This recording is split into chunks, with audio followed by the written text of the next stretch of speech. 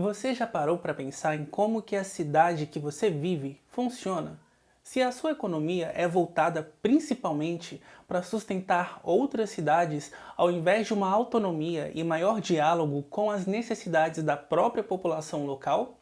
De como é a indústria da sua cidade, a quais interesses ela atende? Bom, hoje aqui no Na Raiz a gente vai trocar uma ideia sobre como que nessa sociedade neoliberal em que nós estamos inseridos, há muitos conflitos de classe que se manifestam o tempo todo dentro da cidade e sobre como que as contradições desse modelo de organização social fazem surgir formas de luta, resistência e também perspectivas a serem construídas sobre os modelos de cidade que nós queremos e podemos viver. Roda a vinheta.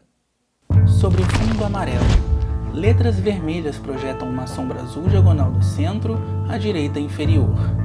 Na Raiz, por Roju Soares. A realidade das cidades no capitalismo brasileiro. Olá, eu sou o Roju Soares, tenho 26 anos, sou um homem negro não retinto com a pele marrom claro, cisgênero, meu cabelo tá um crespo curto castanho, eu uso óculos de grau em formato redondo e tenho uma barba com a cor dos meus cabelos. Eu estou usando hoje uma blusa preta com uma estampa de plantas.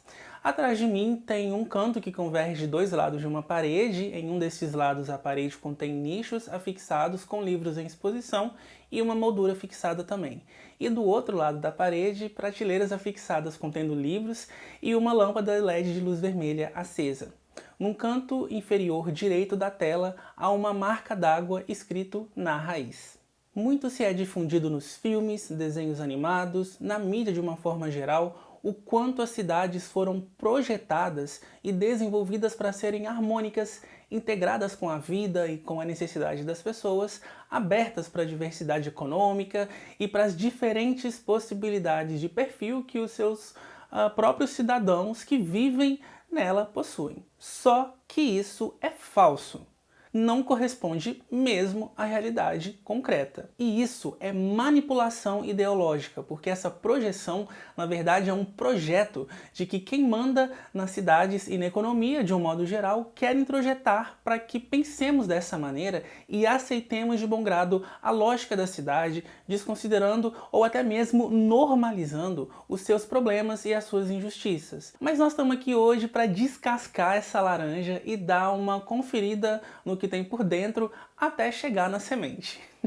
A cidade, gente, na verdade, é palco de um intenso processo de conflitos sociais que refletem as disputas de classe presentes na sociedade, desde a forma como se atua sobre a cidade, com o que se espera dela e também de como a se reivindica. Se nós partimos para observar a cidade de um ponto de vista do capitalista, de quem é dono dos meios de produção, a cidade cumpre um papel de garantir a rentabilidade dos negócios, de ser funcional para aumentar o lucro dos seus capitais. A cidade é vista como mera mercadoria, um espaço onde você garante a sua acumulação de riquezas através da exploração da força de trabalho da classe trabalhadora e onde você se apropria de terrenos, propriedades, onde você especula para gerar mais valor para o seu imóvel em uma área que vai sendo valorizada com o tempo, em especial quando ela tem mais atenção do Estado e da iniciativa privada, para investimentos em serviços e infraestrutura em detrimento de áreas mais pobres, onde você afasta, por exemplo, as pessoas de morarem no centro da cidade e também encarece o custo de vida em regiões próximas para marginalizar os mais pobres e os desempregados, os informais, de modo a estabelecer uma segregação social naquele espaço ali. Por outro lado, se formos partir, por exemplo, de uma perspectiva popular que observa a cidade de um panorama construído pelos setores oprimidos da nossa sociedade, nós temos a cidade como o espaço onde buscamos suprir as nossas necessidades nos seus mais diversos aspectos. Sejam as necessidades mais básicas, como comprar alimentos, roupas e outros produtos que terão algum valor de uso significativo para as nossas vidas e para a nossa sobrevivência, seja como um espaço de reprodução social, onde demandamos habitação, onde nos relacionamos com as pessoas cotidianamente, os nossos familiares, os nossos vizinhos, os nossos amigos, onde nós utilizamos o transporte para poder circular e onde fazemos a vida acontecer. Aqui, a cidade não é vista necessariamente como um processo de valor de troca, não da maneira como é imposta pelos capitalistas, mas ela é encarada como lugar onde você precisa vender a sua força de trabalho para sobreviver, ao mesmo tempo em que você estabelece relações comunitárias no entorno onde você vive, nos conglomerados, nos subúrbios, nas vilas, nas favelas, o que permite mecanismos de cooperação e solidariedade entre os grupos que acabam se tornando interdependentes, porque muitas vezes uns ajudam os outros com recursos de subsistência e assim as pessoas vão se mantendo e se reproduzindo socialmente. A cidade se torna então um grande terreno de conflito, porque ela passa a se tornar alvo de interesses antagônicos que refletem o que são perspectivas de classe distintas. E nesse sentido, o Estado é um ator fundamental e estratégico, porque é o Estado quem administra e distribui as finanças públicas. E na perspectiva marxista, nós sabemos que o Estado ele desempenha um papel de atender e corresponder às exigências da classe dominante. Por isso, nesse aspecto, as próprias finanças públicas tendem a se voltar para atender os interesses do mercado na cidade, quando a gente está falando da cidade dentro dos moldes capitalistas. A lógica de ocupação da terra, de uso do solo, de infraestrutura, passa a atender toda uma demanda que vai ser expressa na influência que os mais diversos setores da burguesia, com seus capitais industriais, especulativo, financeiro, vão atribuir nas diversas esferas do Estado, ou seja, nas suas instituições. Então, dentro do legislativo, no enfoque de emendas parlamentares, na proposição de leis e nas votações da tribuna, vão ser respaldados os interesses econômicos desses setores de modo a qualificar a cidade para atender às suas reivindicações. Do mesmo modo, quando se volta para o executivo, é para garantir que os gestores vetem propostas de lei que não beneficiem as suas agendas ou encaminhem verbas que favoreçam seus negócios. Daí o que acontece é que a cidade fica concentrada nas mãos desses setores na maior parte das vezes, porque é esse pessoal que vai financiar as campanhas desses políticos que vão conseguir fazer eles circularem com muito mais presença nos bairros pobres, nos interiores, que vão se disseminar com muito mais facilidade nos grandes meios de comunicação, como a TV, o rádio, enfim. O dinheiro é o que manda nessa bagaça toda. E a lógica de cidades metropolitanas ainda piora essas disputas, porque faz crescer um modelo de organização social em que há um centro de produção industrial que concentra a maior parte das indústrias, da tecnologia e o desenvolvimento de um estado, por exemplo, enquanto os outros municípios ficam a reboque desse centro industrial, da metrópole. Muitas vezes tem problemas em diversificar a sua indústria e economia porque o investimento social está concentrado ali, naquele centro, e isso causa um desequilíbrio e faz cada vez mais as pessoas migrarem de cidades rurais, de cidades pequenas, para as grandes capitais, para os grandes centros, porque é ali onde há mais serviços sociais, onde há mais oportunidades de emprego, há mais indústrias, enfim. É uma lógica de concorrência, entre aspas, que na verdade leva cada vez mais pessoas para as grandes cidades, disputando empregos com péssimas condições de trabalho, salários baixíssimos e morando cada vez mais distantes dessa ocupação. Ou seja, cada vez mais periferizadas, distantes do centro. Não à toa, nesse contexto de desmonte e precarização proveniente de uma economia neoliberal, tem feito aumentar cada vez mais os movimentos sociais por direito à moradia, por direito à habitação. As ocupações têm explodido nas grandes cidades porque as pessoas não têm vivido com dignidade. O número de pessoas na cidade só aumenta, as pessoas não conseguem emprego, não possuem direitos sociais porque esses direitos estão sendo todos retirados, não há perspectiva de vida, não há renda, não há como você pagar um aluguel, muito menos financiar uma casa própria. E o que você faz? Mora na rua? Mora de favor? E se você tem filhos? Se você tem um familiar ali que está adoecido e precisa de repouso e cuidados médicos? Daí você se organiza coletivamente e vai reivindicar o básico, o seu direito a ter um teto, a ter um emprego, a ter comida. Isso tem sido muito a realidade das grandes cidades brasileiras. Raízes se entrelaçam sob um fundo escuro tomando toda a tela. Surge a logo do Na Raiz.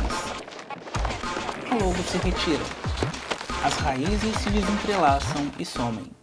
E qual o nosso papel dentro da cidade diante de toda essa forma de organização que está imposta para nós? Parte fundamental da gente pensar novas propostas da cidade é a gente desnaturalizar esse modelo que é projetado todo dia para nós, em que para acessar a cidade inclusiva, com direito ao lazer, à cultura, a parques, à diversidade, você precisa pagar por isso. A maior parte do investimento e acesso cultural fica concentrado no centro e nas periferias muitas vezes o que sobra é somente o comércio e alguns shoppings, o que alimenta ainda mais a reificação do trabalhador enquanto consumidor na sociedade neoliberal. É preciso reorganizar a estrutura da cidade, tornar as periferias o centro das relações e dos investimentos públicos. A cidade precisa ser o espaço onde os valores de uso que atendem às nossas necessidades fundamentais de existência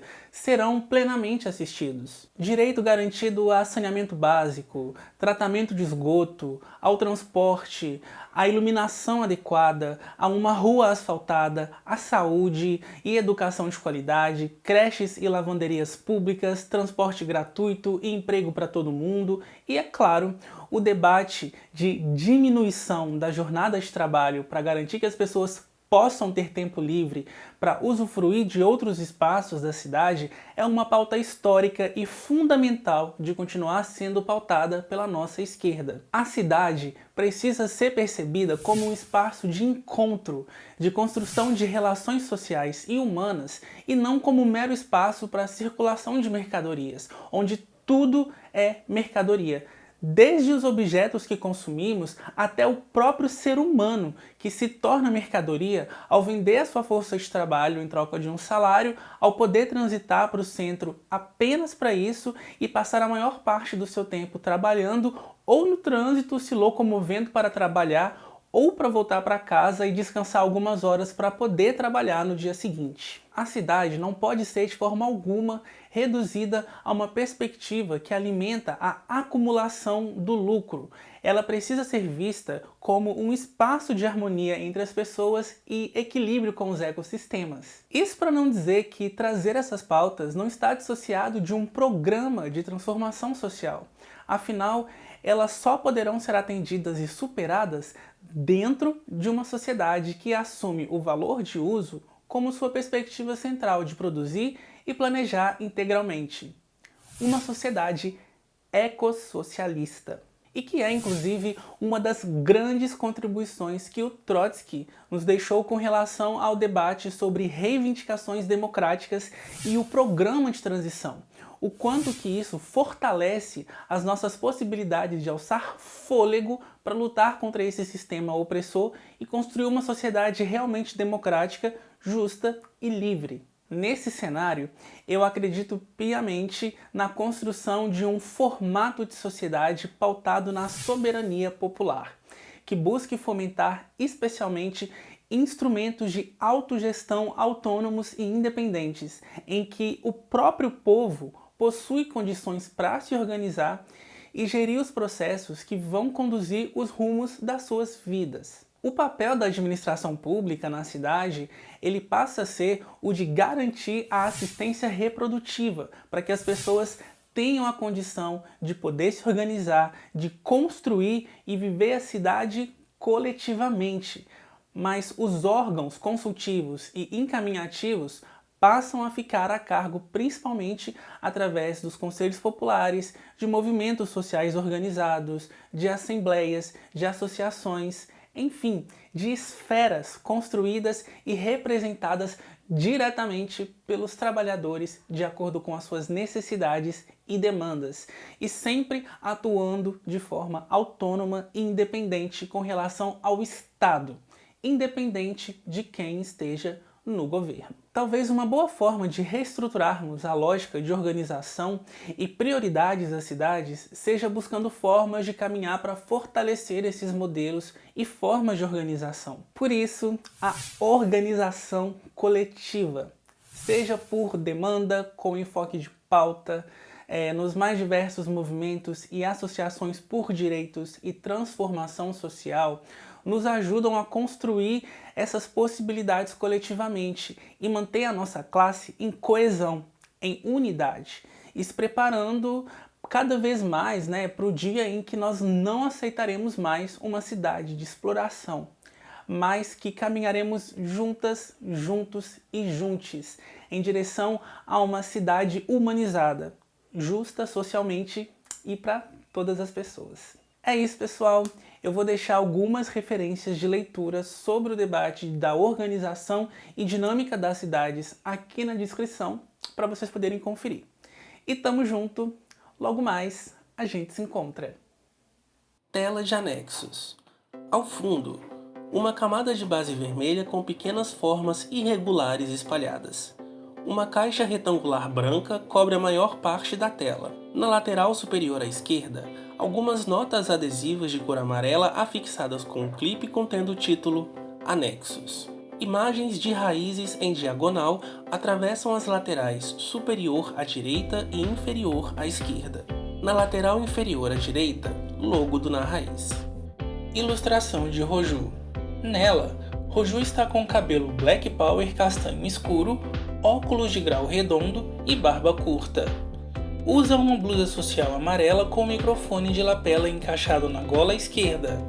Por cima, um colete jeans. Texto: www.narraiz.com.br. Plataformas de publicação: youtube.com/narraizcanal, instagram.com/canal na raiz, facebook.com/canal na raiz.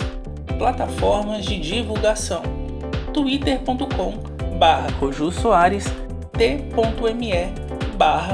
Raiz. Apoie o Na Raiz, apoia.se/Na Raiz. Pix: rojusoares@protonmail.com. Imagem de Leon Trotsky. A imagem possui o fundo cinza e em sobreposição uma caixa de texto com fundo branco com a escrita Leon Trotsky. Retrato em preto e branco, Trotsky possui um cabelo ondulado curto nas laterais e médio na parte superior. Usa um óculos de grau redondo e possui bigode e cavanhaque grisalhos. Usa um blazer escuro e blusa branca. Roteiro e apresentação: Roju Soares. Direção: Roju Soares. Edição: Roju Soares. Identidade visual: Capcorp e Roju Soares. Redes sociais: Roju Soares. Capa de vídeo: Roju Soares. Legendas: Roju Soares.